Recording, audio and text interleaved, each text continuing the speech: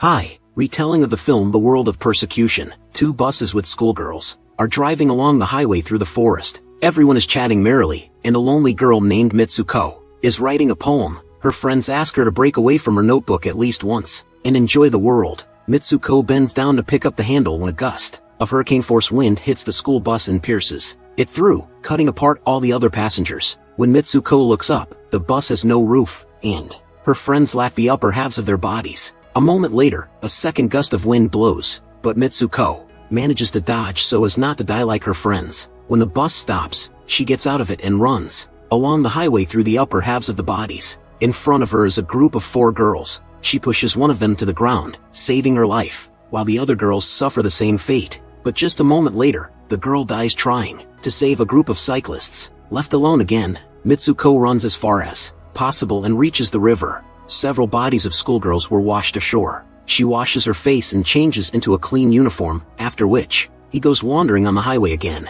After long hours of pointless walking, she gets to the girls' school. Oddly enough, the uniform she changed into coincides with the school uniform. Schoolgirls will recognize her. Mitsuko doesn't ask them about anything and doesn't tell them about the mass murder that happened earlier. She's too stunned to react properly. Suddenly her friend Aki comes up to her. They are strangers, but Aki says they always went to the same school. When a gust of wind hits them, Mitsuko panics and falls to the ground, but this time the wind doesn't hurt her. Aki picks her up and takes her to school. Mitsuko explains the morning events as a lucid dream. She believes Aki when she says that they always went to this school. Left alone in the classroom, Mitsuko tells Aki about the wind that killed all her school friends, and she begins to have a severe anxiety attack. To help her, Aki brings her to the window, showing that the wind is absolutely safe. Mitsuko holds out her hand and calms down, feeling the warmth. The couple smile at each other, thinking about the absurdity of the situation. Aki assumes that Mitsuko suffers from amnesia, and the girl laughs at it.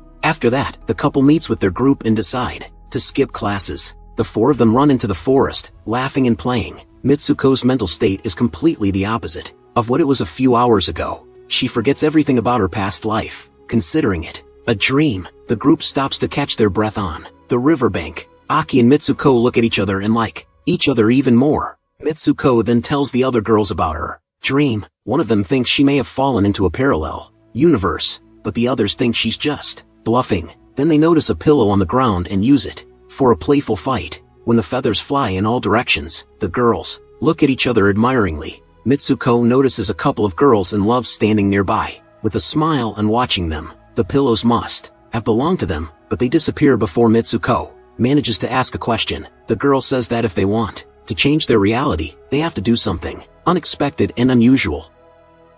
After that, she shows them her underwear, and the girls laugh. Her words seem very important to Mitsuko, as she thought deeply about them. After a while, the girls return to school. Mitsuko and Aki are in the classroom when suddenly Mitsuko notices a pillow on the floor. When she picks it up, the teacher starts shooting at them with a machine gun. Everyone, including Aki, dies as a result of this. The teacher says that this is a punishment for the fact that they skipped classes. She is going to kill Mitsuko too, but 2 of her friends come to her rescue and help her escape. They are also being killed. Mitsuko and the remaining girls run outside the school, while the teachers continue to fire. Most of them die, but somehow, 5 girls manage to get out. Suddenly, a deadly gust of wind kills the others, leaving Mitsuko alone again. Before the girls die, they tell Mitsuko that everything depends on her now. Driven by the wind, Mitsuko runs until she reaches the city with people. A crowd of people is walking down the street, but she pushes them aside and continues to run.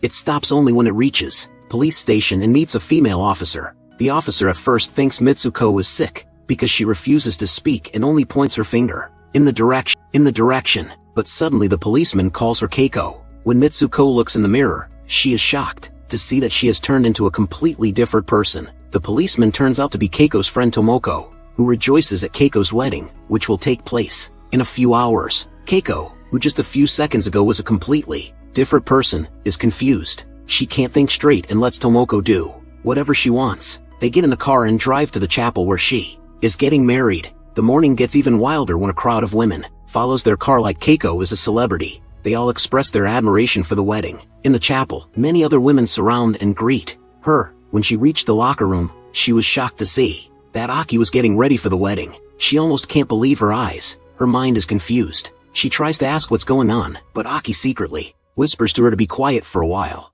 She also promises to explain everything later, showing that she knows something Keiko doesn't. After that, Keiko is dressed up in a wedding dress, and the girls admire how beautiful the groom is. Keiko suddenly realizes that she cannot marry a man when she is in love with Aki. Aki notices her panic and forces the other girls to leave the room to retire. When they are alone, she calls Keiko by her real name and urges her to do what she is told. Keiko still doesn't understand what's going on, but she trusts Aki is so good that she does what she says. After she is ready, a group comes into the room, girls to invite her to the chapel. Aki attacks them and kills them all to teach Keiko to fight. Before sending her to the altar, she hands Keiko broke the glass so that she would attack anyone who would make her feel uncomfortable. Keiko goes to the altar with glass instead of flowers. The guests, including some girls, they clap and support her.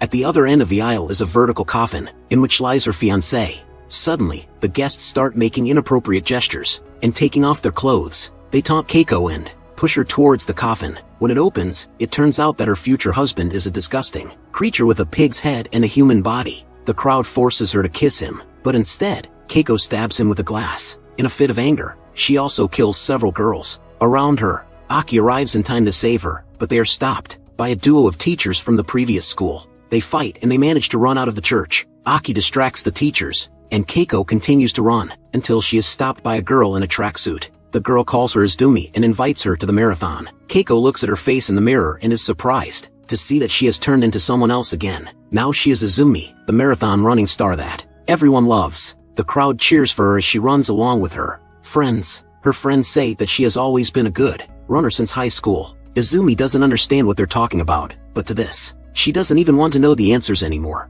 Soon she starts having fun and sees her school friends running alongside her, but then the pig groom and the teachers start running after her. The girls ask Izumi to be brave, because only she can escape from this world. Izumi runs faster than ever and eventually reaches the cave. A schoolgirl finds her and leads her to a group of several girls like her, who are standing with their hair covering their faces. The girl tries to kill Izumi, claiming that if she doesn't die, then everyone else will die. Aki arrives just in time to save his girlfriend. She asks Izumi to repeat the words "I am Mitsuko." When Izumi fulfills the request, she returns to her original Mitsuko form. As a last step to get out of this world, Mitsuko has to pull two threads coming out through Aki's wrist, which will cut her in half. She doesn't want to hurt the person she loves most in the world, but Aki makes her pull the strings. As a result, she is cut in half, and Mitsuko enters the real world. She finds herself in a restaurant where men appear for the first time in the film. Going further, she sees a bunch of perverts who are looking at a poster with her image, Izumi,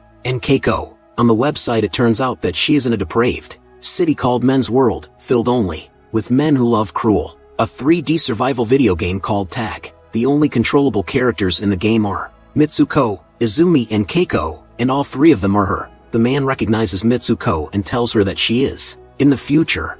Mitsuko loses consciousness and wakes up in a cave, similar to a cave where all the characters of the game is presented in the form of mannequins. Wandering around, she bumps into an old man playing a game on his TV. He tells her that she is in the future, for 150 years ahead. When she was in school, she was a person he admired. After her death, he took the DNA of her and her friends and created clones for his 3D game for the entertainment of men. A younger version of the old man appears. He undresses and asks her to go to bed with him. The old man says that the final stage of the game is the fulfillment of his most cherished desire to enter into intimacy with her.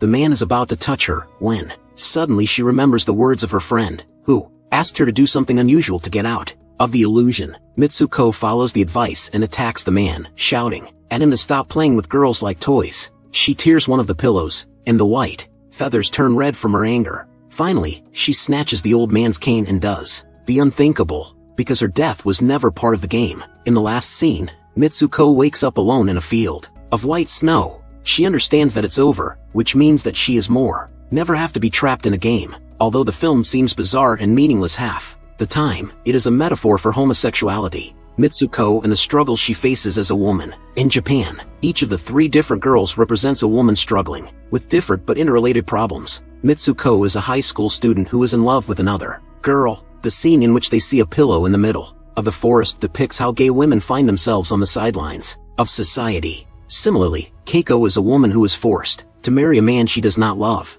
Consequently, she sees him as a disgusting pig, who wants only one thing from her. There's also Azumi, a talented and determined girl, but she is running away from the pig, which means that a certain male presence is standing in her way to success. After all, an old man making girls the characters of his game clearly shows how society is dominated by men who take advantage of women and their problems. Mitsuko is freed from slavery only after death. The movie ends. Subscribe.